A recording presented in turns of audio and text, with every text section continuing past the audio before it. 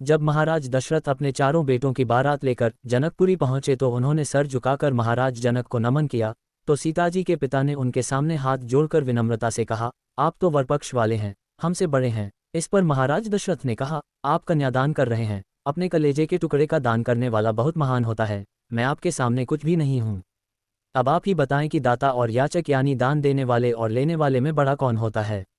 यही है हमारी विरासत और संस्कार, जिसमें लड़की का पिता होना सौभाग्य माना गया है। लेकिन समय के साथ सब कुछ बदल गया। अगर कुछ परिवारों को छोड़ दिया जाए तो शादियों में हर जगह बेटी वालों की बराबरी की बात तो छोड़िए, उचित सम्मान तक नहीं मिलता, उन्हें कमतर समझा जाता है। मामूली बातों पर समाज में उन्हें अपमानित किया जाता है।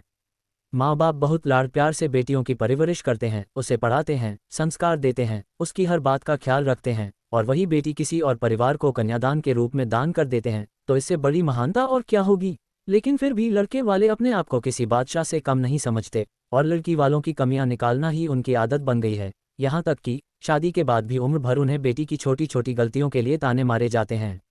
लेकिन उन्हीं परिवारों की अपनी बेटियां जब शादी के बाद ससुराल जाती हैं तो अगर उनके साथ फिर ये होता है तो उन्हें जाती लगती है। कितनी अजीब सोच है ये। लेकिन इन सब के बीच हम उसे भूल जाते हैं, जो बेटी है, जो न अपने माँ बाप को परेशानी में देख सकती है, न ससुराल के खिलाफ जा सकती है, पिसती रहती है जीवन भर।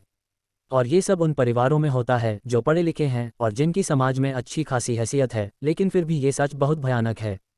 हालांकि समाज में कुछ परिवारों ने आदर्श विवाह के बहुत अच्छे उदाहरण निर्मित किए हैं। गरीब परिवारों के लिए अब सामाजिक संस्थाएं मिलकर सामूहिक विवाह का आयोजन करवाती हैं। कई जोड़े एक साथ शादी के बंधन में बांध जाते हैं और वहां दोनों के माँ बाप को भी एक दूसरे से काफी सम्मान मिलता है। महाराज दशरथ ने राजा जनक को इतना सम्मान दिया था कि जब दशरथ जी अयोध्या वापस जाने लगे तो जनक जी ने कहा था, तब विदेह बोले कर जोरी, बचन सने सुधा जनु बोरी, करौन कवन विधि बिने बनाए, महाराज मोही दीन ही बढ़ाए। अर्थात तब जनकजी हाथ जोड़कर स्नेह रूपी अमृत में डुबोकर वचन बोले, मैं किन शब्दों में विनती करूं, हे महाराज, आपने मुझे बड़ी बढ़ाई दी है।